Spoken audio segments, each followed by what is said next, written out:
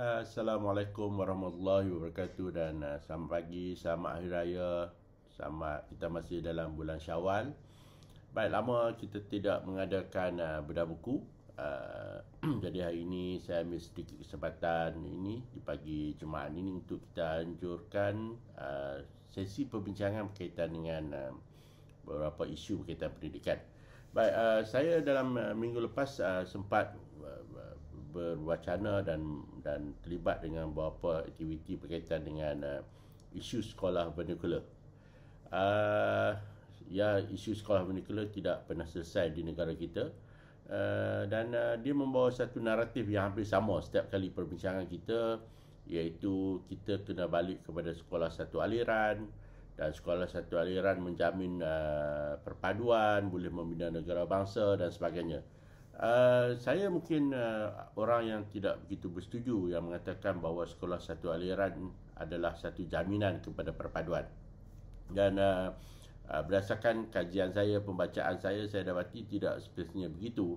Kerana ada juga keadaan di mana walaupun sekolah satu aliran itu diwujudkan, perpaduan masyarakatnya masih tidak tercapai sepenuhnya. Saya sempat dalam tempoh beberapa hari ini membaca 3 buah buku. Yang pertamanya buku yang berkaitan dengan Lee Kuan Yew, adalah sebuah buku yang menceritakan biografi Lee Kuan Yew. Kemudian saya juga sempat meneliti sebuah buku oleh Dr. Hussein Muttalib, seorang pensyarah di Singapura, mengkaji tentang Melayu Singapura. Yang ketiganya buku ini kontroversi sebenarnya, buku yang ditulis oleh Lili Zubaidah Rahim, berkaitan dengan Singapore in a Malay World. Buku ini banyak menceritakan tentang isu-isu berkaitan dengan dilema Singapura dalam menguruskan negara mereka. Baik, bila kita bercakap soal sekolah vernacular, kita di Malaysia mengamalkan sistem pendidikan pelbagai aliran. Kita ada sekolah kebangsaan, kita ada sekolah jenis kebangsaan Cina, kita ada sekolah jenis kebangsaan Tamil, kita ada sekolah agama, kita juga ada sekolah agama negeri, kita juga ada sekolah persendirian, dan ada kepelbagaian dalam kita menawarkan pendidikan kepada anak-anak kita. Tapi ada negara di dunia ataupun negara jiran kita yang mengamalkan sekolah satu aliran. Misalnya di Singapura, apabila mereka keluar daripada Persekutuan Malaysia pada tahun 1965, mereka telah mula melaksanakan sistem sekolah satu aliran, di mana semua sekolah Cina, sekolah Tamil dimasukkan dan mereka hanya mengamalkan satu jenis sekolah, iaitu sekolah kebangsaan Singapura yang menggunakan bahasa Inggeris sebagai bahasa pengantar.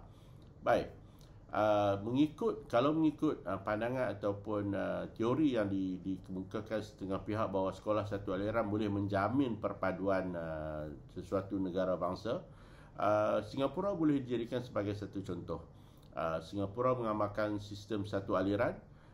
Mereka ada kepelbagaian etnik di negara Singapura, dan apa yang kita lihat selepas 60 tahun mereka mengamalkan, hampir 60 tahun mengamalkan sistem pendidikan satu aliran, apakah mereka telah pun mencapai konsep negara bangsa dan juga perpaduan kaum di negara mereka.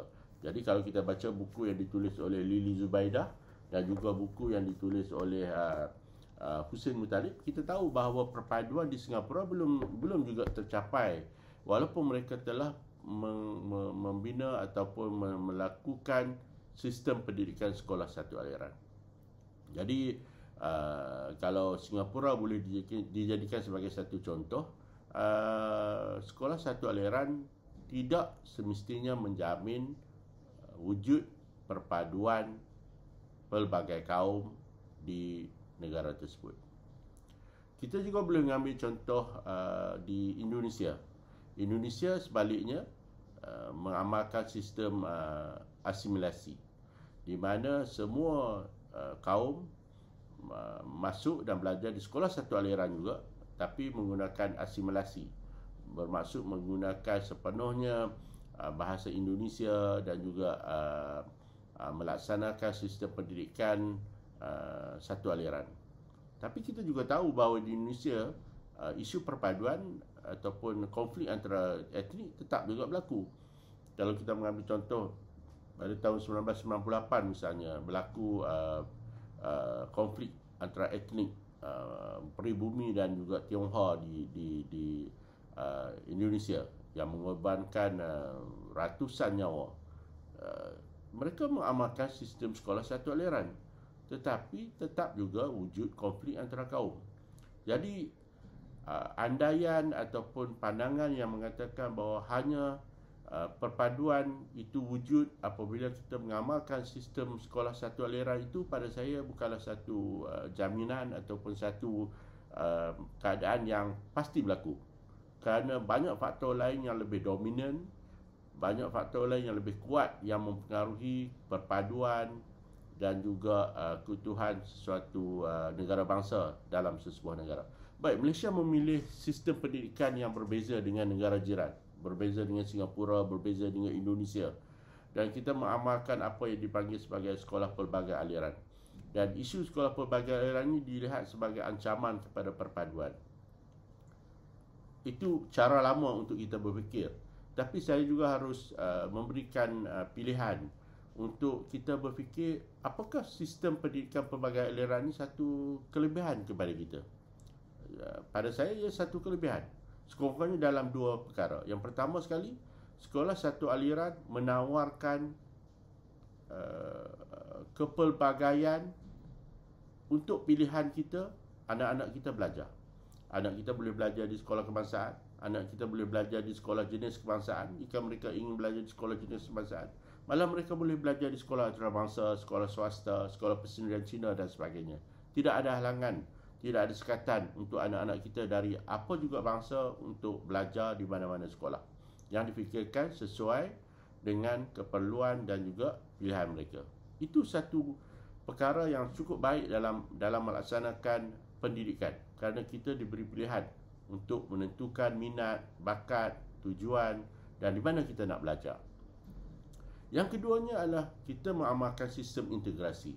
Dan kita bukan hanya bercakap. Di negara kita, kita bukan hanya bercakap soal slogan integrasi, tapi kita memang mengamalkan integrasi itu sebagai formula kehidupan kita.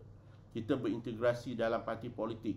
Kalau kita lihat Barisan Nasional berintegrasi antara UMNO, MCA, MIC dan berbagai parti di Sabah Sarawak. Pakatan Harapan juga pada satu ketika berintegrasi antara DAP, Amanah, Keadilan dan sebagainya, Bersatu dan sebagainya. Malah Perikatan Nasional juga ada satu parti yang berintegrasi. Maksudnya dalam ruang politik kita berintegrasi. Dalam ruang pendidikan juga kita berintegrasi. Walaupun kita ada sekolah kebangsaan, sekolah jenis kebangsaan Cina dan Tamil, tetapi kurikulum yang kita gunakan adalah kurikulum yang sama. Kita berintegrasi melalui kurikulum, walaupun kita tidak berintegrasi secara fizikal, dengan mengambil kira sejarah dan juga latar belakang masyarakat kita pada satu masa dulu yang telah dicorakkan oleh penjajah Inggeris, di mana masyarakat Melayunya di kampung, masyarakat Cina di bandar dan masyarakat India di estate. Itu latar sejarah kita, pengalaman kita. Jadi apa yang dilakukan oleh pihak kerajaan adalah melakukan integrasi kurikulum, dan itu telah diamalkan sejak sekian lama, bermula daripada Penyataan Razak 1956 lagi. Yang ketiganya, kita meraihkan kepelbagaian. Kita bersetuju bahawa dalam membina perpaduan negara, kita berpegang kepada kepelbagaian. Meraihkan kepelbagaian itu sebagai satu aset kepada perpaduan. Hari ini warga negara Malaysia terdiri daripada orang Melayu, orang Cina, orang India, Kadazan, Murut, Dusun. Semuanya mempunyai ciri-ciri, semuanya mempunyai identiti, semuanya mempunyai keunikan, dan semua perkara itu kita gabungkan sebagai satu kepelbagaian. Kita meraihkannya dan kita bertoleransi dengan kepelbagaian tersebut. Tentulah dalam meraihkan kepelbagaian ini, kita akan sedikit sebanyak berbeza pandangan.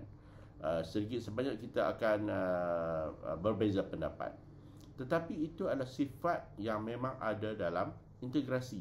Jika kita membaca teori-teori berkaitan dengan integrasi, kita akan berjumpa dengan istilah konflik, berbeza pandangan, berbeza pendapat, sebab integrasi itu adalah satu proses yang bising, yang memerlukan rundingan, yang memerlukan perbincangan, yang memerlukan tawar-menawar, yang memerlukan tolak ansur, dan proses-proses ini adalah satu proses yang akan berlaku dalam kita mengamalkan integrasi.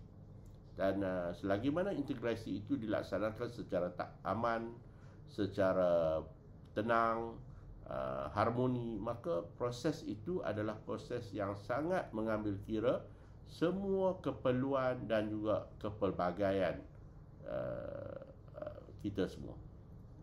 Sebab itu pada saya ada orang bertanya, apakah kaedah ataupun model pendidikan kepelbagaian aliran ini suatu yang baik atau tidak? Jawapan saya, ia adalah satu yang baik selagi mana kita bersedia untuk berintegrasi, selagi mana kita sedia untuk berunding, selagi mana kita bersedia untuk duduk semeja untuk berbincang demi kebaikan anak-anak kita, maka kaedah yang kita pilih sebenarnya adalah satu formula yang baik, yang sebenarnya memberi keuntungan kepada semua pihak, bukan sahaja kepada orang Cina, orang India, tapi juga kepada orang Melayu.